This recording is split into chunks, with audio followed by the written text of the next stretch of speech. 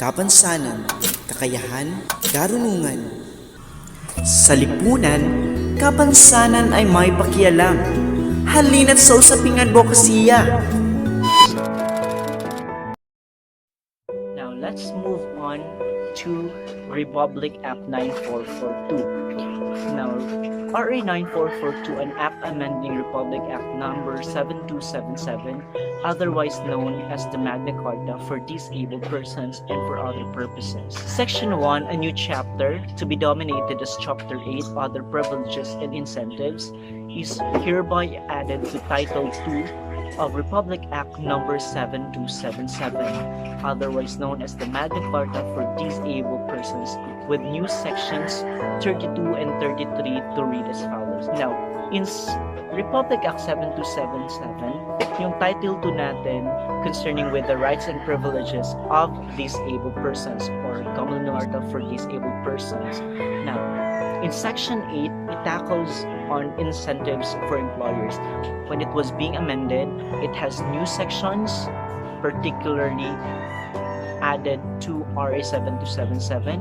It's Section 32 and 33. In RA 9442, Section 32, persons with disability shall be entitled to the following. Kung naiisa-isahin, I will just summarize it all. Yung 32 natin, yung Section 32, persons with disability na at least 20% discount on the purchase of medicines in drugstores for inclusive use of enjoyment of persons with disability, discount from all establishments relative to utilization of all services in hotels and similar lodging establishments, restaurants, and recreation centers for the exclusive use of enjoyment of persons with disability. A minimum of 20% discount on admission fees charged by theaters, cinema houses, concert halls, circuses, carnivals, and other similar places of culture, leisure, and amusement for their exclusive use of enjoyment of persons with disability. Discount 20% discount on medical and dental services, including diagnostic and laboratory fees such as but not limited to x-rays, computerized tomography scans, and blood tests in all government facilities, subject to guidelines to be issued by the Department of Health in coordination with the Philippine Health Insurance Corporation. Na iba ding hospitals, you can avail the 20% discount. So, kung itong travel, especially 20% discount fare for domestic air. Now, if you were going to Manila, you can use your PWD ID para ma-avail ng 20% discount. 20% discount in public railways, skyways, and bus fare for the exclusive use and enjoyment of persons with disability. Now, pagsasakay ka ng van, you can avail the 20% discounts by just showing your PWD ID. And malaking tulong na din yun. Pagpunta ka ng city, sasakay ka ng van, you can avail 20% discount. Kapag kakain ka sa restaurants, kapag kakain ka specifically in fast foods, in Jollibee, McDo, you can also avail 20% discounts. Na kapag pupunta ka ng sinihan, also avail 20% discounts. Malaking tulong na din yun. Also in education, the good thing about RA 9442, yan ang tuon, yung educational side ng mga tao may kapansanan. And the good thing about that is sila ng scholarships, grants, financial aids, provided na yung persons with disability shall meet the minimum requirement. RA 9442, this deals about the qualification providing with proof for entitlement of the 20% discounts of the incentives for the persons with disability. A. An identification card issued by the city or municipal mayor or the barangay captain of the place where the person with disability resides. So, kailangan meron kang barangay certification. Next, the passport of the person with disability concerned, or transportation discount fare identification card ID issued by the National Council for the Welfare of Disabled Persons, or NCWDP. The privileges may not be claimed if the persons with disability claims a higher discount, so may be granted by the commercial establishments in or under existing laws or in combination with other discount programs. Hindi naman siguro tama na lahat ng kaibigan mo kailangan kunin mo, bigyan mo ng 20% discounts mo din, hindi naman natin tama yun. But kailangan din, you have to know your limit. Kahit meron tayo 20% discounts, alam din natin kung paano gamitin sa tama yung ating privileges, yung ating incentives offered by the government para din in the future comes, mabibigyan pa tayo ng maraming opportunity ng government. The good thing about RA 9442, nadagdagan yung RA 7277 ng Section 33, which is incentives, specifically stating those caring for and living with a person with disability shall yung aso. Anyways, tuloy tayo.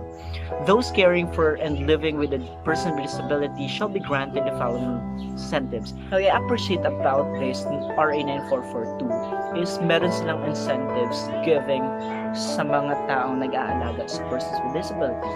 How about those persons with disability na umaasa sa kanilang mga parents na hindi nakakalakad? And pakinggan na yung RA, it was amended, mas nabibigyan kasi karamihan ng persons with disability are completely depending on their loved ones. Ng patnubay ng mga magulang. Really appreciate yung amendment ng RA 9442.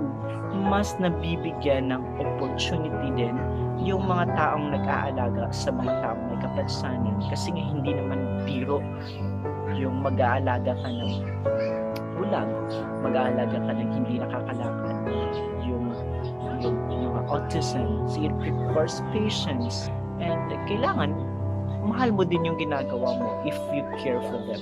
Alam ko naman mahirap yung gawin, and kahit in-incentives, mabigyan natin, makipag-payback tayo sa kanilang naitulong sa mga taong may kapansanan. Sarap din sa pakiramdam bilang isang youth advocate na ang dami na ring organizations who are continuously fighting for the rights of persons with disabilities. Title 4 in RA 9442, the prohibitions of verbal, non-verbal ridicule and vilification against persons with disability. Ito yung dapat malaman ng mga taong may kapansanan, and something that we need to explain. The Section 46, the penal clause. Any person who violates any provision of this act shall suffer the following penalties. A. Okay, penalty 1. For the first violation, a fine of not less than 50,000 pesos but not exceeding 100,000 pesos, or imprisonment of not less than 6 months but not more than 2 years, or both of the discretion of the court. See? Kapag hindi natin nasusunod yung batas, action from the government, and kinakailangan alam din ito ng mga kapwa ko may kapansanan para alam natin na kapag inaapak-apakan na tayo, kapag alam na natin na hindi tama yung ginagawa ng ibang tao, we can actually petition. Pwede tayong magreklamo when violation, if a fine of not less than 100,000 pesos but not exceeding 200,000 pesos, or imprisonment of not less than 2 years but more than 6 years, or both at the discretion of the court. Always remember that we are accountable of our actions. Minsan, we need to be responsible always sa ating mga galaw na hindi tayo makakasagasa ng karapatan ng ibang tao. Because I believe that your right ends when the right of other begins. Any person who abuses the privileges granted herein shall be punished with imprisonment of not less than 6 months, or a fine if not less than 50,000 pesos but more than 50,000 pesos, or both at the discretion of the court.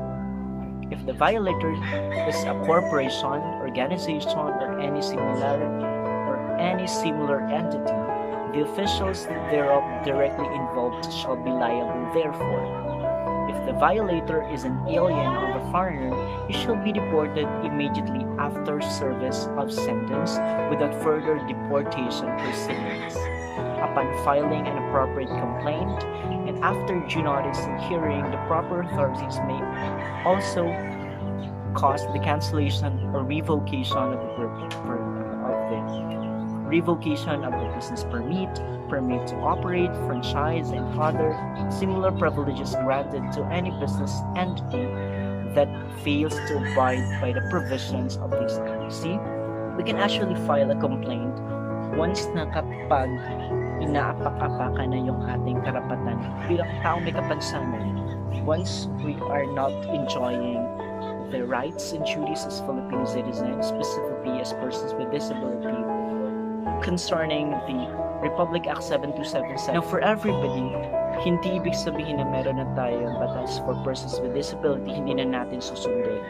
Remember, as I reiterate, the laws under RA 9442 regarding the amendment of RA 7277 na merong penalties for those who violate of the provision of the RA 9442. And something that we need to know para alam din natin yung karapatan natin. As I have said, if you know your rights and duties as Filipino citizen, you know how to place yourselves in the society. I do hope marami kayong natutunan sa usaping advokasya natin, and see you for my next video. So thank you so much, God bless us all, and stay healthy always, and stay safe, and stay at home. Halina't sa usaping adbokasya.